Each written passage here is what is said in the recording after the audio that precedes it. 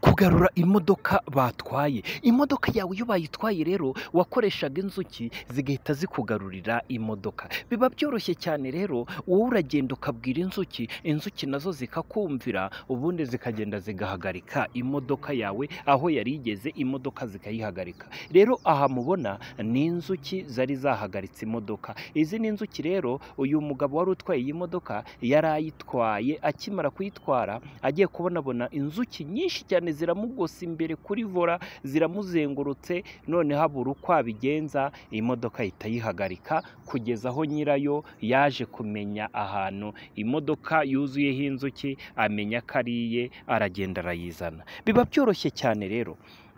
Ushobora gukoresha igiti bita umuzibira.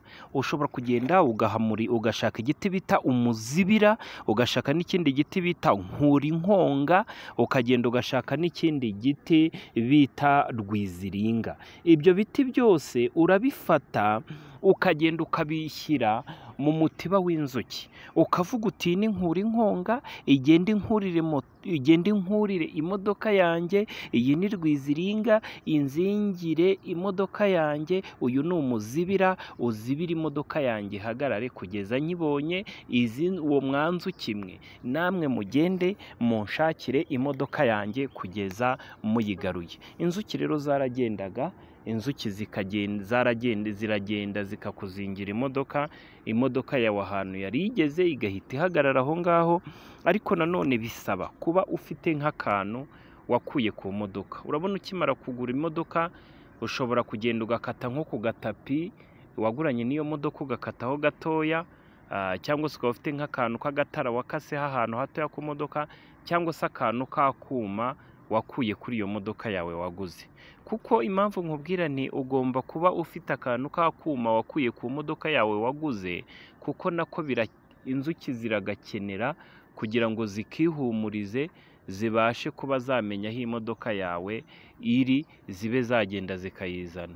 Ni nayo mpamvu rero bisaba ko ufata akantu wakuye kuri iyo modoka yawe, kaba agapiyesi, kaba akuma, kaba cyangwa n'akantu k'agatapi wakase ku modoka, ako kantu k'agapiyesi wakuye ku modoka yawe, ako kantu kavanga n'umuti bita nkurinkonga, n'undi witwa rwiziringa, n'undi w'umuzibira. Wamara kuvanga n'ako kuma wakuye ku modoka, byose hamwe n'umuti n'ako kuma wakuye ku modoka, ukagenda ukabinaga mu mutiba aho inzuki ziri, ugapfundikira. Ukimara kunaga mu modoka, ubundi ukanaga ugafata ako kuma n'uwo muti ukabinaga mu modoka, ukavuga uti mwanzu kimwe mugende munshakire imodoka yanjye. Ni ibintu rero biba byoroshye cyane rero, abantu benshi cyane bakunze kubikoresha bakaduha ubuhamya, kuko aba ari ibintu byoroshye, kuko ni ibintu bitanga umusaruro cyane. Ni ibintu bitanga umusaruro ku bantu benshi bagiye batandukanye, kuko bakunze kubikoresha, kuko bigira imbaraga cyane iyo ubikoresheje.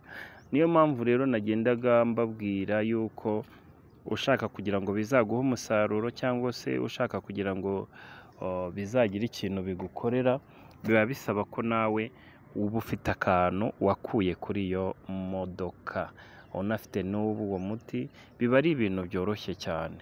Uzabikore, bizagukorera, kuko mfite ubuhamya bw'abantu benshi bagiye babikoresha kandi bigakunda. N'uyu nguyu rero ni umuntu umwe wabikoze, imodoka ye bayitwaye, ariko imodoka ye mu minota nka 30 yagiye kumva yumva telefone iramuhamagaye, iramubwira uti imodoka yawe yafatiwe mu gace kanaka, imodoka yawe yuzuyeho inzuki.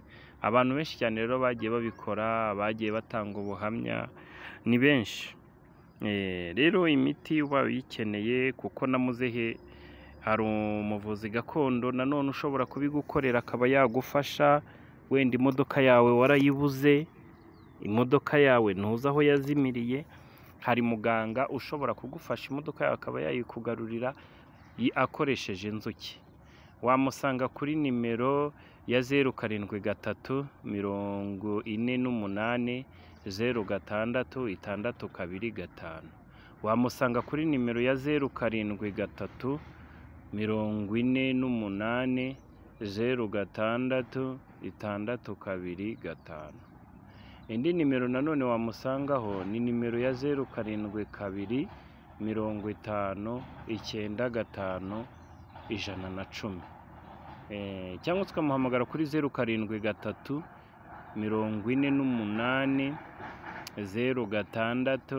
06 hari n'indi nimero ajya akoresha ya 07 52 11 969, nimero ya 07 52 11 969.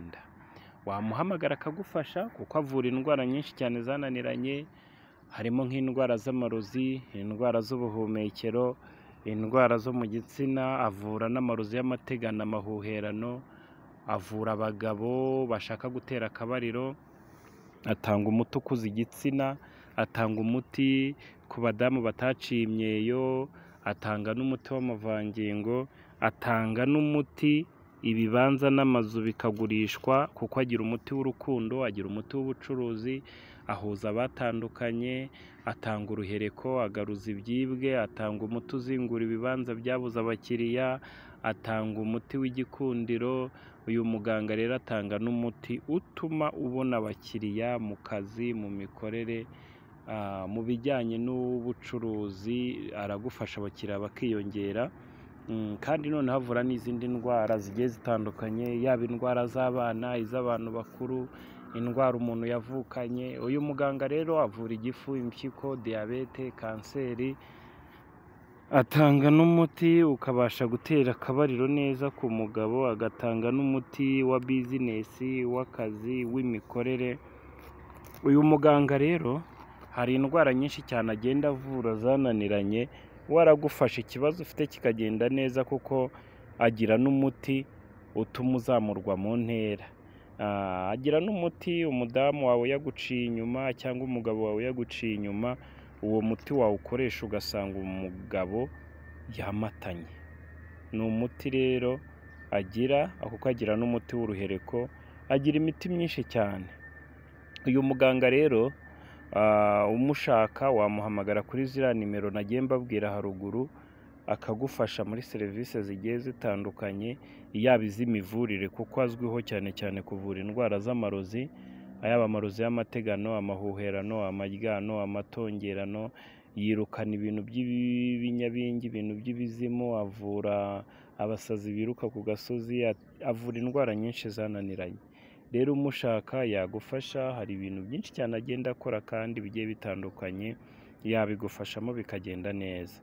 Sawa rero muganga wamuhamagara akagufasha.